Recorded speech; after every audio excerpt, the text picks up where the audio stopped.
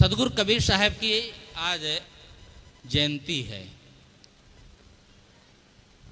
दुनिया में जितने भी महापुरुष होते हैं वे समाज को कुछ न कुछ जरूर देते हैं, और जो धर्म के क्षेत्र में आगे बढ़े होते हैं, साधना के क्षेत्र में आगे बढ़े होते हैं, उनको समाज को बहुत कुछ उनसे मिलता है। धर्म और व्यवहार दोनों जीवन के जैसे गाड़ी के जैसे दो पहिए होते हैं, वैसे जीवन में दोनों आवश्यक हैं। धर्म को और व्यवहार को अलग नहीं किया जा सकता। आप धार्मिक हैं, साधनाशील हैं, साधक हैं, इसका प्रमाण यह है कि आपका व्यवहार कैसा है। कोई व्यक्ति सुबह बैठ करके ध्यान लगाए और उसके पहले बच्चे से, बहू से झगड़ा कर ले या परिवार में किसी से, उसके बाद आंख मूंद कर ध्यान लगाए या भजन करे, क्या उसका मन लगेगा? व्यवहार जब हमारा ठीक होता है, जब आपस में हम रहते हैं जिन लोगों के बीच में, तब ये धर्म का काम होता है। तो धार्मिक होने का मतलब है कि हमारी जो सोच है, समझ है, वह अच्छी होनी चाहिए। हमारे संस्कार तभी अच्छे होते हैं जब हम अच्छी संगत करते हैं। इसीलिए कबीर साहब ने कहा, संगत कीजिए साधु की। साधु की का मतलब नहीं सफ़ेद जो कपड़ा पहने हैं या रंगीन कोई वेश पहने हैं वही साधु। साधु का मतलब होता है अच्छा आदमी। इंग्लिश में संत को गुड मैन कहा जाता है। जो भी अच्छा आदमी है, किसी को दुख नहीं देता। अभी डॉक्टर साहब कह रहे हैं, ये एक गांठ में अपनी ये बात बांध कर ले जाओ कि हमसे किसी को दुख ना होने पाए, ये हम ख्याल रखें। सदगुरु अभिलाष साहब ने एक छोटी सी पुस्तक लिखी, संत कौन। बहुत सी पुस्तकें हैं, उसमें उन्होंने पहला वाक्य लिखा, जो दुखी नहीं होता है वह संत होता है। ये नहीं लिखा कि घर छोड़ कर चला जाता है, आश्रम में रहता है, वेश बदल देता है, इसका कोई मतलब नहीं है।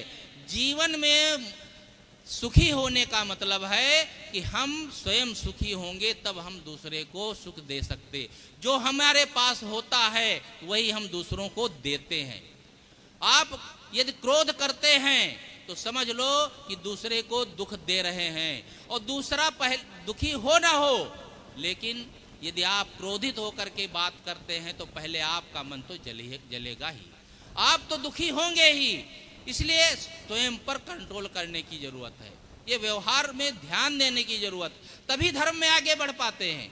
धर्म के काम तो नौनों ने जाओ ऊपर तक चलते हैं, खूब पूजा पाठ करते हैं, भजन करते हैं, सत्संग करते हैं, महीनों लग जाते हैं, लेकिन जीवन में कोई परिवर्तन आता ही नहीं है।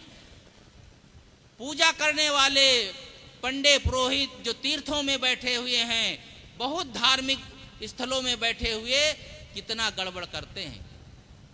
लोग उन पर विश्वास करते हैं कि ये पूजा करता है, पाठ करता है, तीर्थाटन करता है, यह तो बहुत धार्मिक होगा, लेकिन उनके जीवन में वैसे के वैसे। एक सेठ जी थे तो अक्सर सत्संग में जाया करते थे। वो कब जाते थे? जब महफिल खूब बैठ जाए और प्रवचन आधे हो जाएं, तब बीच में जाकर के जोर से कहते थे जय श्री राम, तो सब देखने लगते थे कि हाँ सेठ जी आ गए। तो लोग ये कहते थे सेठ जी तो बड़े धार्मिक है, सौदा लेना है तो सेठ जी की दुकान चलना चाहिए, क्योंकि ये तो सत्संग में अक्सर आते हैं, सबको पहचानवा देते थे। लेकिन उनकी क्या दशा थी? वे सत्संग सुनते थे और एक कान में आवाज जाती थी, दूसरे कान से उनके निकल जाती थी, कोई मतलब नहीं था उनका, केवल एक औपचारिक कृत्य था, बस कर देते थे, चले जाते थे लोगों को दिखाने के लिए। कैसे पता चला? जब एक व्यक्ति सेठ से मिलने आया तो लड़के से पूछा सेठ जी कहाँ हैं? तो लड़के ने कहा सेठ जी सत्संग में गए हैं। कहा बेटा जल्दी बुला दो, मुझे बहुत ज़रूरी काम है। बुलाने गया, सेठ जी बैठे थे, कहा पापा चलिए, एक आए हैं सज्जन, बुला रहे हैं आपसे, बहुत ज़रूरी मिलना है। वे उठ पड़े तो लड़का खड़ा रहा, फिर बैठ गया। कहा तुम क्यों बैठ गए? कहा पिताजी थोड़ा सुन लेता हूँ। महात्मा जी बहुत बढ़िया बात कह रहे थे। वो आते आते उन महात्मा की 2-4 बातें केवल सुन लिया था कि जीवों पर दया करना चाहिए, कोई दीन दुखी हो उसकी सहायता करना चाहिए, इसी विषय को कह रहे थे। बस 2-4 शब्द सुना, उसे बड़ा अच्छा लगा तो बैठ गया। कहने नहीं तुम उठो, तुम मत सुनो, अरे इस उम्र में सत्संग सुनोगे सब बिगड़ जाएगा, चलो चलो चलो। अब जब बोलने लगे तो प्रवक्ता जो था, भाई कोई बीच बीच में बोलेगा तो प्रवक्ता की नज़र उस पर जाएगी, तो चुप हो गए। कहा सेठ जी आप रोज आते हैं, घंटों बैठ के सत्संग सुनते हैं, और ये बच्चा थोड़ा सुनना चाहता है, बैठ जाने दो, क्यों ले जा रहे हो। कहा महाराज हमारे हृदय पर पलस्तर हो गया है, आप चाहे जो सुनाएं कोई फर्क नहीं पड़ने वाला है। ये कोमल हृदय का लड़का, और ये सुनेगा पता नहीं इसका मन ही बदल जाए। जबरदस्ती उसको खींच ले गए।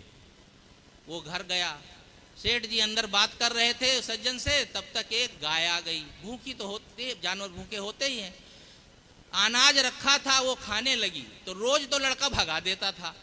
जैसे ही वो खा रही थी बस उसको सत्संग की बात याद आ गई तुरंत कि अभी अभी हम सत्संग से सुन के आए हैं, कोई भूखा दुखा हो तो उसको दे देना चाहिए, बेचारी भूखी है, 2-4 ग्रास खा ले, हम कोई कमी तो है नहीं, ट्रकों माल भरा है, अनाज भरा है।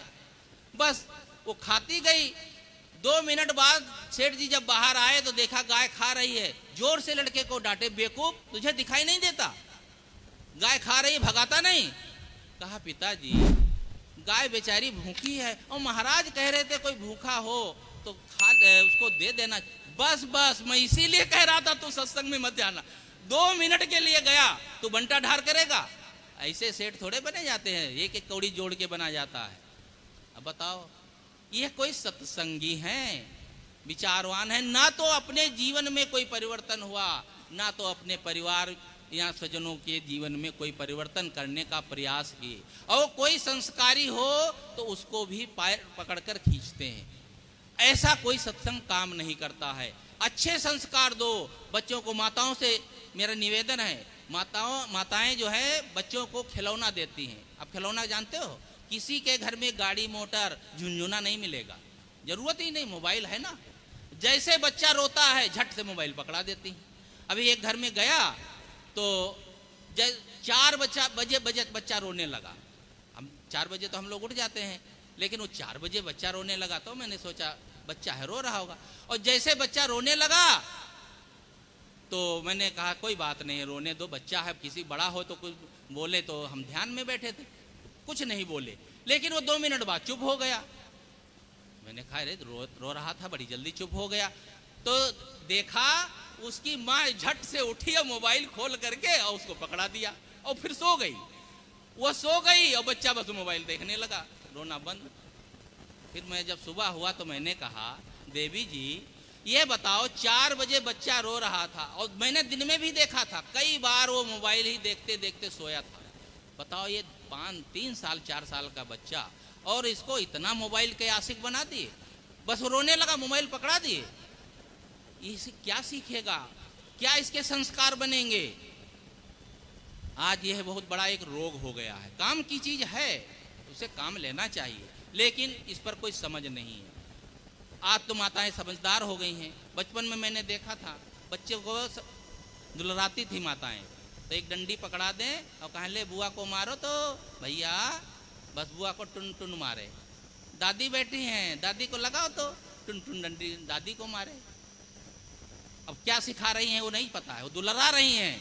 जब दादी तो चली गई, स्वर्ग लोक पधार गई, बुआ जी अपने गांव घर चली गई, बची कौन, पापा और मम्मी। अब वो बड़ा हो गया है तो डंडी क्यों पकड़ेगा, डंडा पकड़ेगा तो धमकाता है। तब कहते हैं ये कैसा लड़का, कैसा नहीं है, बहुत बढ़िया लड़का था, आपने सिखाया क्या, आपने संस्कार क्या डाला, इस पर ध्यान ही नहीं है।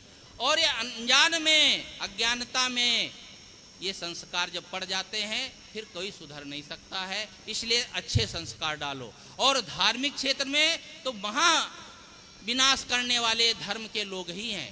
साहब ने लिखा था धर्म को डुबाने वाला कौन, धर्म को डुबाने वाले धर्म के ये जो अगुआ हैं यही होते हैं। ये धर्म के नाम पर पंडे पुजारी मंदिरों में बैठे हैं, तीर्थों में बैठे हैं। यहाँ कहना नहीं चाहिए, ऐसे ऐसे आश्रम हैं कि वहाँ पर बस केवल ठगाई विद्या चलती है, लोगों को बरगलाया जाता है, उल्टी सीधी बातें कही जाती। मंच पर भी बैठ करके हजारों हजारों की सभा में चमत्कार की, अंधविश्वास की बातें परोसी जाती है, उल्टा सीधी बातें। राजा परिवर्त को 60,000 बच्चे एक साथ पैदा होते भय, सब ताली बजाते हैं, पूछते नहीं कोई कैसे हो जाएगा। प्रातः काल रवि भक्ष लियो तो तीनों लोग भयो अंधियारो। प्रातः काल उठे, हनुमान जी भूखे थे, देखा लाल लाल गोला, सोचा फल है, उसको खा गए।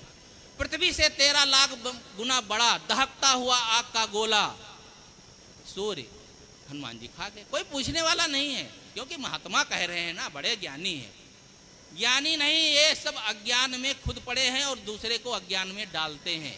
मैं ये समझता हूँ आप लोग इस सब चीज़ से बचो, समझो, इस अज्ञानता में मत पड़ो और पूजा पूजौल में ज़्यादा समय न गंवा करके ज्ञान भक्ति में समय लगाओ, नहीं तो ये ठेकेदार आपको ऐसा डुबाएंगे जहाँ पर आपको उबरने का समय नहीं मिलेगा। एक बार इलाहाबाद प्रयाग में एक सज्जन आए, बताने लगे हमारा छोटा भाई मिलिट्री में है, उसको घर जाना था, तो प्रयागराज में उसको ट्रेन बदलना था, तो 4 घंटे का समय था। तो उसने सोचा, लोग कहते हैं त्रिवेणी में नहाने से पाप कटते हैं, लेकिन मैंने तो कोई जीवन में पाप ही नहीं किया, लेकिन सब नहाते हैं तो चलो हम भी थोड़ा नहा लेते हैं। वो भी चला गया, एक दुकान पर अपनी पत्नी को बैठा दिया। पत्नी देहात की, थोड़ा सीधी सादी थी, झोला पकड़ के बैठ गई। वो चला गया अपना पूजा का सामान, अगरबत्ती नारियल लेने। इधर वो पंडे के लड़के लोग देख रहे थे कि एक औरत को यहाँ बैठा के गया है, जरा भोली भाली है, इसको बरगलाया जा सकता है। बस कहा, बहन जी आपको आपके पति बुला रहे। इशारा कर दिया दूसरी तरफ और किसी गली में ले जा गायब कर दिया। जब वो लौट कर आया तो पत्नी नहीं। दुकानदार से पूछा, दुकानदार जानता था, लेकिन बोला क्यों बोले, उसको क्या पड़ी है? उसने कहा मैं तुम्हारी पत्नी की रक्षा करने के लिए बैठा हूँ कि अपनी दुकानदारी करूँ। बेचारा इधर उधर खोजता है, परेशान हो गया। मिलिट्री का जवान लगा गुस्सा, निकाला रिवाल्वर और वही दुकानदार की खोपड़ी पर रख दिया। कहा बताओगे कि बस? तुरंत चिल्लाया दुकानदार। बस 5 मिनट में उसकी पत्नी आ गई, ले आए। ये सच्ची घटना है। कैसे ये धार्मिक है? दिन रात उसी में डुबकी लगाते हैं, खूब नहाते गंगा में। गंगा का नाम लेने से जिसके पाप धुलते हैं और नहाने वाले महापापी बने घूमते हैं ये धार्मिक लोग। मैं इसलिए कहता हूं कि हम लोग भी धार्मिक क्षेत्र में हैं। हम लोग यदि बिगड़ी घड़ी बनेंगे तो समाज को क्या दिशा देंगे? इसलिए धर्म के क्षेत्र में आप लोगों को बहुत सावधान होने की जरूरत है। कबीर साहब ने इन बातों को खूब विस्तार से कहा है। धर्म कथा जो कहते रही, लाबर उठ जो प्रातः कहाई। धर्म की कथा कहने वाले प्रातः काल सर उठ करके ही लबरी बानी, झूठी बानी और चमत्कार की वाणी कह करके लोगों को भटकाते हैं। आप लोग सौभाग्यशाली हैं जो ऐसे ज्ञानी विचारवान संत गुरुजन मिले हैं, जो आपको सही रास्ता बता रहे हैं, सही जीवन जी रहे हैं, आपको सिखा रहे हैं। मैं अपनी बात बहुत नहीं कहना चाहूँगा, क्योंकि हमारे बीच में अन्य संतजन विराजमान हैं, उनकी वाणी थोड़ा सुनना है।